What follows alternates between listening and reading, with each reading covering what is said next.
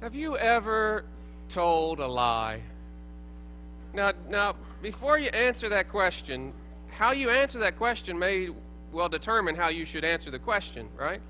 How many of you have ever told a lie? Raise your hand right now. Okay, all right. Some of you are still deciding whether you are or not, but that's okay.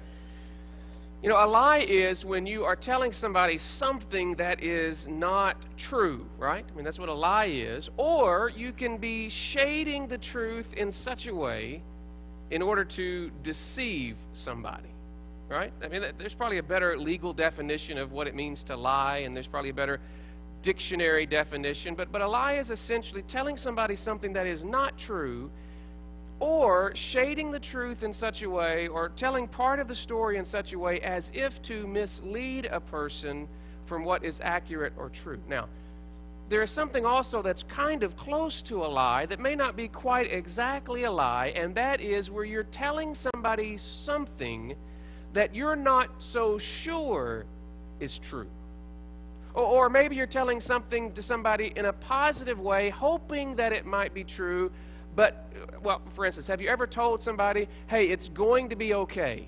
And you pat them on the shoulder and say, you know what, everything's going to be fine, it's going to be okay, but you're not really sure whether things are going to be fine or whether things are going to be okay. Have you ever had to do that with somebody and just kind of say those kind of things?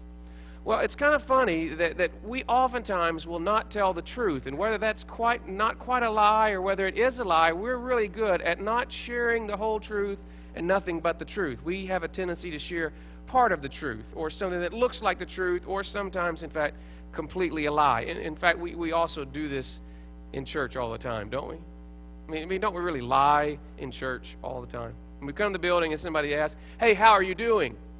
Right? And what's the answer? Fine. Right? How many times have you ever said that when you weren't doing fine? You just said that because you knew the person didn't really care, right? You knew that, right? Or have you ever made the mistake of asking that question and not caring, but the person that you asked thought you were? Been there? And then 30 minutes later, you're still trying to get yourself out of that conversation. But also, we lie a lot of times when we sing.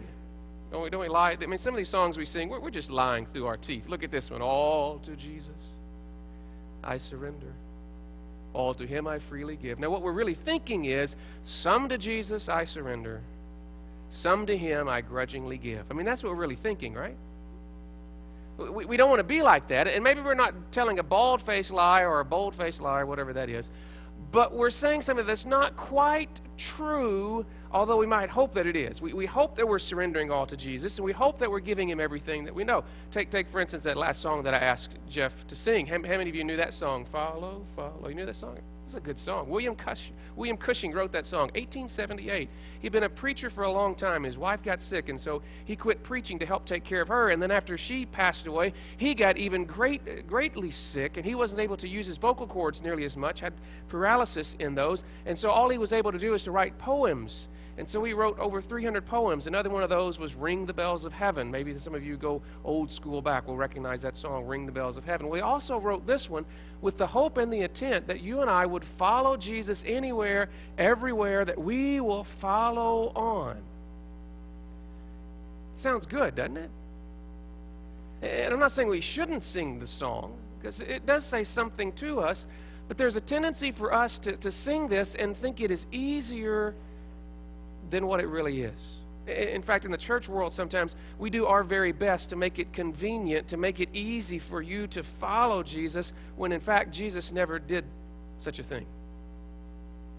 In fact, sometimes we try to make it really convenient or easy for people to follow Jesus, and then when they really do that, then they get in the real world and they realize how difficult it is. Now, that doesn't mean that we should make it hard in churches to follow Jesus. And there's nothing spiritual about being inconvenient or difficult for no reason. And we want to be a church that does our best to make it as easy as possible to follow Jesus. That's the reason we have 3 services at 3 different times on Sunday. That's why we attempt to have different kinds of music, because not everybody likes the same kind of music that I do, and so you're all wrong. And so we're going to try to accommodate you when you're wrong, and so we're going to have different styles of music. We're going to have different times. We're going to do all these different things. We're trying to make it convenient and make it easy for you, but we must not lose the fact that it is not easy to follow Jesus. In fact, Jesus if you really look at what he says, oftentimes makes it not easy and not even just kind of hard, but very, very difficult to follow him. Again, that doesn't mean that we should follow that example just the way that he does and have worship services at 2 a.m. on Saturday mornings just to make it inconvenient, or 3 p.m. on Thursday afternoons, or sing songs that nobody wants to sing. I'm not saying there's anything spiritual about doing that. But when we do all of these things to help make it easier, to help make it convenient, we must also keep in the back of our mind that following Jesus is not easy. That's why we're kind of in a series here in talking about what does it mean to follow Jesus. And today, we're going to look at a passage of Scripture where Jesus says some things that you look at and you really have to question what he's saying. It's found in the book of Luke, chapter 9, and we're going to begin about verse 57, where the Scriptures record 3 different encounters with 3 different men who talk to Jesus about what it means to follow, and Jesus gives some pretty bizarre, pretty amazing responses to what it means to follow. Luke chapter 9, verse 57, Jesus, beginning before that passage, has gone to Samaria. It didn't go well among the people in Samaria, and Jesus says, the Scripture says, that he sets his face, sets his mind, sets his attention to Jerusalem. And as he does that, he's having conversation, and this person comes up to him as they were walking along the road, Luke 9 says. A man says to him, Jesus, I will follow you wherever you go. Remember, a couple of weeks ago, we talked about this concept of following, oftentimes, in this particular context, had a connection with a rabbi inviting people to become like him. And we talked a little bit that the goal was to be covered in the dust of your rabbi, that whoever you were following, whoever you were trying to be obedient to, that you wanted to become like him, and so you're going to emulate him in every particular way that you possibly could. Well, here's Jesus walking alongside the road, and a man says to him, Jesus, I will follow you wherever you go. Now, Matthew tells the same story. And in Matthew chapter 8, he gives a little more information. And this is not just a man or any man, but this is a scribe. This is a trained person. This is almost an attorney in some kind of ways that we would look at them. This is a well-studied man, a person who knows the Scripture, a person who has position and authority and value. And I can imagine the disciples looking at this important, impressive young man who's got his scribe degree, who knows the Scriptures, who's considered an attorney, a lawyer in his time. And I can imagine the disciples are going, yes, finally, we have somebody that's going to join our team who knows what they're doing. Have you ever been on a team where you get to add somebody and they know what they're doing? That's maybe intimidating for me, but maybe in your world, you have somebody who actually knows what they're doing. You go, man, this is going to be a great addition to the team. I know many of you are just, spending your days watching what's happening in the NFL and who's signing who, and you're watching that probably. Okay, well, maybe not. But I'm watching that very, very closely to see who gets put on the team, and you're looking for a strong cornerback, or you can't wait for that quarterback to get there, and so you get this person who's going to be added to the team, and I can imagine the disciples going, look, Jesus, here's a scribe. We got all the fishermen on our team. We got a tax collector. That makes us real popular, having a tax collector on our team. We got a zealot who's almost a terrorist of his day. We got all these people, and Jesus, we finally got somebody who knows something about religion, somebody that can help us. This is going to be great. I can't wait for Jesus to get this guy. And so Jesus looks at him and says, man, this is great. I'm so glad you want to join our team. Here is the way that you do that. Here's a little sign-up card, right? Is that what he says? Hey, if you'll swing by the guest cafe on your way out, right? If you'll go pick up the pens and sign your name, we got a great information packet for you about how you can join the team. We're so glad that you're here. We'll send somebody to your house to talk about all those kind of things. This is going to be great. We can't wait for you to join the team. This is going to be awesome. Is that what Jesus says to this poor guy? No. Jesus starts talking about foxes and birds. Can you imagine the disciples? Oh no, somebody stop him. Don't let him talk to that guy about foxes and birds. This guy's going to think we're crazy. He's going, we need this guy. Jesus, what are you doing? And Jesus says, foxes have holes and birds of the air have nests. Can you imagine what the guy's thinking? I'm not interested in going to the zoo, Jesus. I'm not asking to follow you to the petting zoo someplace. I don't know. No, I want to follow you. And Jesus says, foxes have holes and birds of the air have nests, but the Son of Man has no place to lay his head. And just imagine if you're one of Jesus' disciples. And you look at Jesus, what are you saying? You're making no sense. Are you married to some? Never mind. Does it make sense sometimes? And you look at them and like, where did that come from? Jesus, this guy wants to follow you, and you're going to talk about foxes and birds, and you don't have any place to lay your head.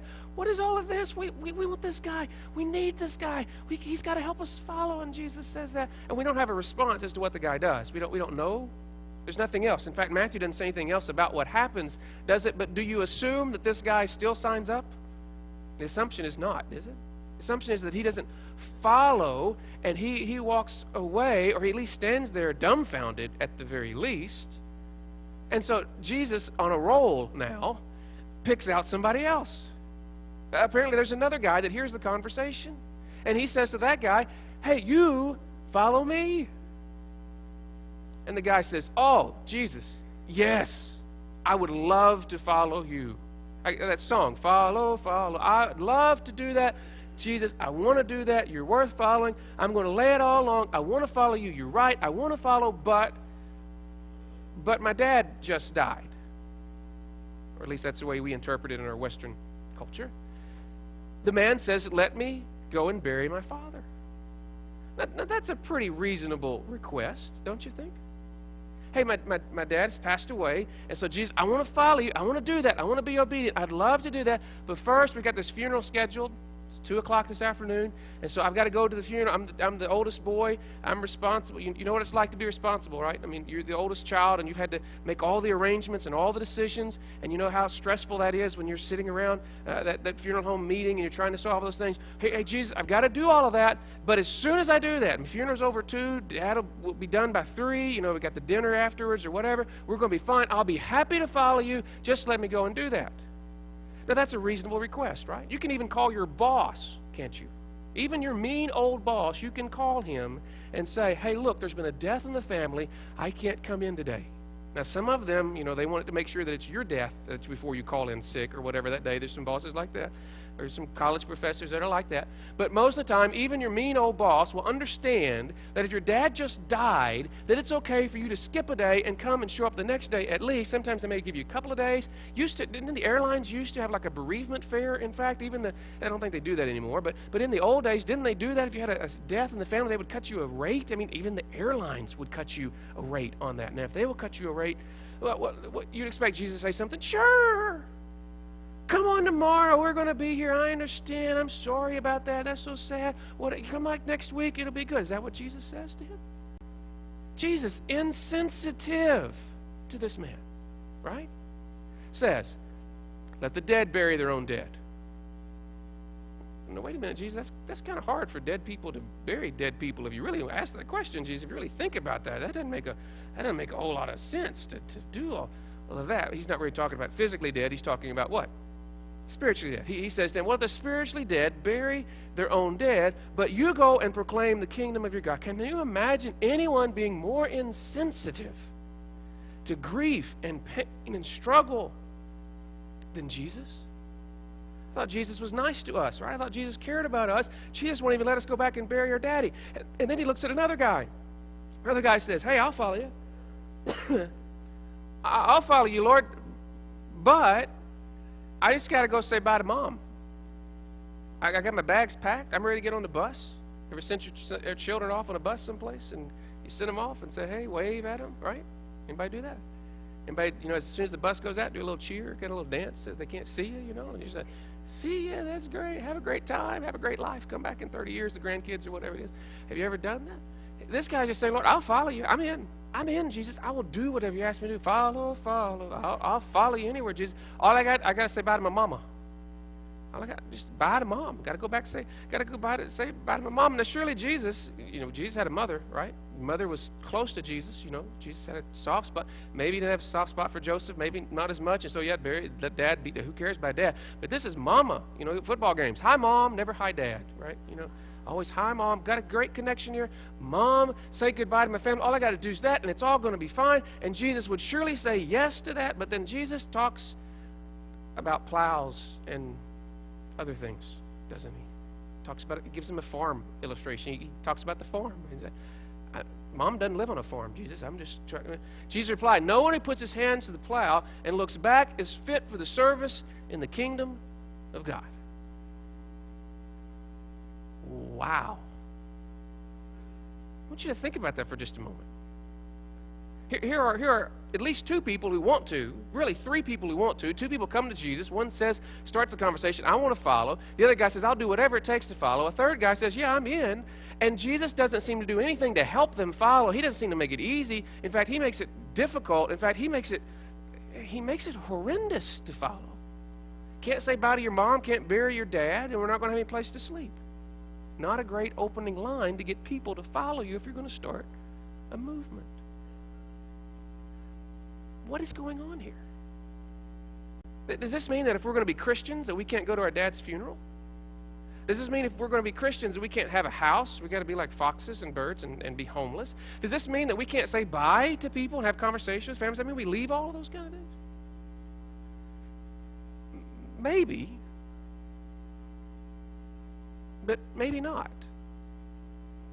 Yet still, even if we soften that, even if you know that probably the guy who wants to bury his dad, probably his dad was not dead at the moment, probably.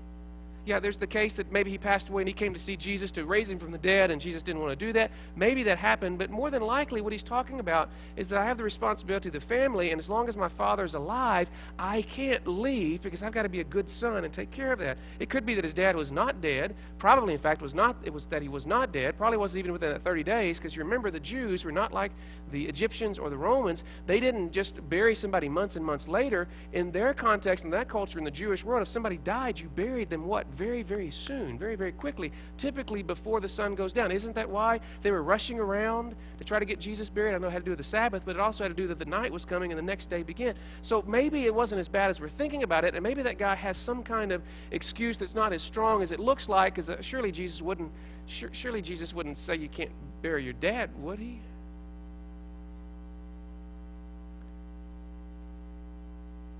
Have you ever dealt with somebody who was addicted to a drug or addicted to alcohol?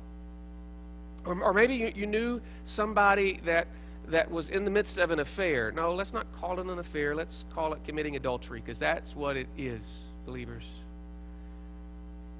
Can you imagine for just a moment that you're dealing with somebody who has committed adultery and they confess to you that they're sorry for that? Imagine it's your spouse, just for a moment. And they come to you and say, you know what, I've been doing this, I've been cheating on you, but I'm sorry for that, and I love you, but I'm going to go back for one more night. How would that go well in your house? Would that go well? I could tell you that would not go well in my home, right? Kendra, I love you. I did this. I'm sorry about that. I'm never going to do it again after just one more night. Because you know some people who are addicted, don't you? And they say, yes, I'm going to get help, but I'm going to have one more. I'd already bought the drugs, and so I'm not going to just flush this. That's a bad investment, and Jesus wouldn't make a bad investment. I'm sorry about all that, I'm going to stop, but I'm going to finish you know some people that talk like that, don't you? There's somebody that you deal with that's drinking, and you go, I'm just going to do it one more time, and after one more time, it's going to be okay. I'm going to stop. You've heard that before from people, and do they ever really stop? See, maybe this passage is not so much, maybe it's not so much about seeing Mama one more time. Maybe it's not so much about waiting to bury my dad. Maybe it's not so much about not getting what I want on that. Maybe it's not about any of those things. Maybe it's about what comes first.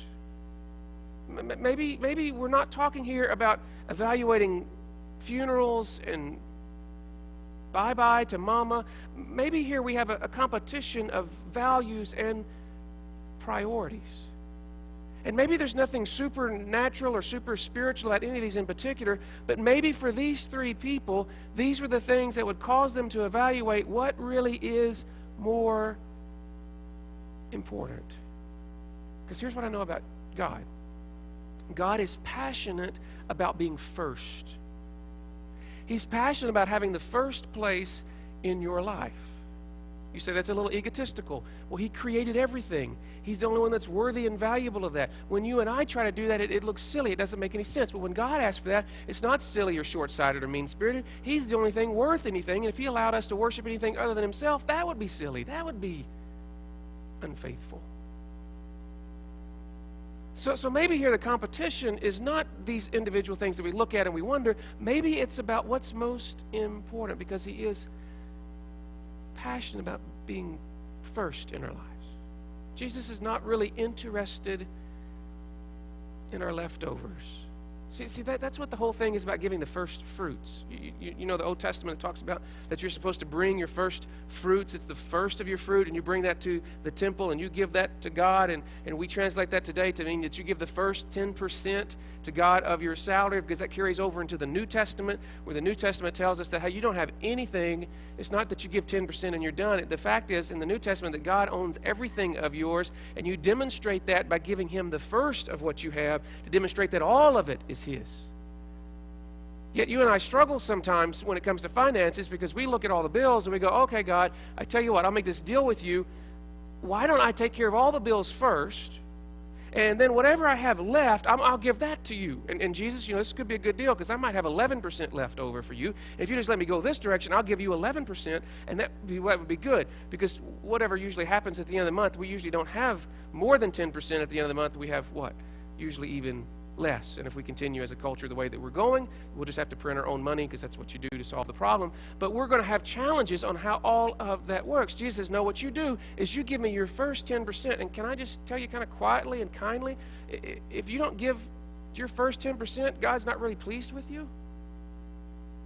And you can give 7 or 4 or 3, and by the way, we'll take it, whatever you want a percentage you give, we'll take it as church. We're fine with that. That's between you and God. We're okay with your 7% or 9%. But if you're not giving that first 10%, that first fruits to God, then somehow you are not being honoring to God, because he's interested in the first. Sundays used to be the first day of the week, didn't they? Now they're what? They're the end of the weekend, aren't they? They're our last thought. They're like, oh, I'm too tired. I can't go to the bash today. Ooh, it's going to be hot out there. I can't do the bash. It's a Sunday. It's my day to relax. Sundays are the days, we watched Disney, Wonderful World of Disney, right? Back in the old days, Sunday nights. That was just what you did. On Sunday nights, you just relaxed. And Sundays are not about being first, not about serving God. It's about the last things. So we're just trying to put it together so we can start all over again to go out there and fight the big, bad world. But in God's mind, he created that as the first day of the week for us to start off that way. Yeah, it's a day of rest. Absolutely, it should be. But it's really the beginning. It's the first of things. See, the thing about when we read a passage like this and we really think about what Jesus is saying, it's much more difficult to know and to respond than just to follow some rules. Because you know what? If following God was just about not saying bye to your mama, then as painful as that would be, you'd be able to do that, solve it once, good, we're fine. That's all we got to do. If it was just as easy as not burying your father, not being able to be there for a funeral, hey, that's not a problem. But the problem is that God comes to each and every one of us and asks us individually, not where these things are, but where the rubber hits the road in our life, and says, will you follow me? And it's much more difficult and much more complex, because you and I have to ask, okay, which one is more important? I sing, follow, follow. But if I'm going to follow, then that means that I got to do this or give that up, or that doesn't work. And so, that's tough. I hate to confess these things in front of you, but it makes you nervous. It makes me nervous, I know. But there are some people who are it just looks like God made them to be a pastor. Do you know people like that? I mean, they got the hair, they got the suit, they got it all, and you just walk up to them and you go, that's a pastor. That's the prototypical pastor. That's what they're supposed to do. And then you look at me and you go, I don't know so much on that. Right? Well, can I tell you, I feel exactly the same way as you do about that. See, I think that I was really created to be the quarterback for the Dallas Cowboys. That's what I really think that God has designed me to be. And there have been many times where, boy, they could use me, couldn't they? I mean, really, let's be honest with you. And so I look at that and I'm thinking to God, you know what, God? That's really what I ought to be. My mama tells me all the time, you should have been a lawyer, because you argue about everything and you're good at it, and sometimes even begin to believe you that you're actually, and you really should have been. And I look at myself, I'd be a good lawyer. Oh, I'd be good, I think. Or I've often said, Jesus, I'd be good having a whole lot of money. I'd be really good at managing, because Jesus, some people, they get money and they just freak out. They don't know what to do, but I would be good if you had me money. And so I always offer God all these opportunities to do with me what I think he ought to do with me, because that's what I'm designed for. And constantly God says, no, I've called you to do this. And I look at that and like, but God, I'm not a really nice person. I mean, I'm not. I don't think nice thoughts about people sometimes, and I'm not. There are some pastors that when they walk in the room, they feel God in there, or they got the God voice. Adrian Rogers. I mean, isn't that the way God sounds? I mean, God's going to sound just like Adrian Rogers. And I've got this little whiny, little tinny, kind of voice. And you've been around pastors sometimes where pastors walk into the room and they know exactly what to say in that moment. Have you been there? They just know exactly what to say. And I walk into the room and I'm like, what do I say here, Lord? I don't know what should I do? What should I say here in this? I don't get this. I don't. And yet somehow it looks like God blesses and honors what I'm doing, and it's kind of strange sometimes, because if I could choose to do something else, quarterback. That's it. Just quarterback. That's what I'm not tall enough. I know I'm not strong enough, but that's what I want to do. But what I have to look at is, God, this seems to be what you've asked me to do, and even though it doesn't quite make sense sometimes, and I know it worries a lot of people, I understand all that, but God, it sure looks like this is what you're asking me to do, so I'm going to do that. And God somehow has blessed it. The same is true for you, maybe, in some places. Maybe there's some things you go, God, I'm really not good at that. I'd rather really do this over here. I'm not talking about being a pastor or anything like that, but my skills are over here. I'd really rather do this. I'd rather be this kind of person. I'd rather respond this way, but you're asking me to do that, and I don't want to do that because it costs me, or that's not the way that I'm supposed to be. And the question comes back to you, not to me, because God works with me, God works with you. What is it that he calls you to do, and that for whatever reason you don't want to do, and that prevents your growth with God? Because it's going to be different than me. In fact, it's going to be different than the person beside you. We'll talk more about this next week, where the calling is individual, and it's not to a collective of people. The calling is individual, and you've got to respond individually to God. And what he asks you to do, it doesn't matter what he asks the person down the street to do, or the person that lives in your home, what he asks him to do or her to do. It's important what he asks you to do. And so really the question here today, and the issue at hand, is not whether we get to bury our dads or say bye to mom. The question is there anything that competes in what's most important with God? That doesn't mean that God's going to ask you to leave your home. It doesn't mean he's going to ask you that you can't do this or that you can't do that necessarily. But if there's going to be this competition of value of what's a priority, what's most important, and this happens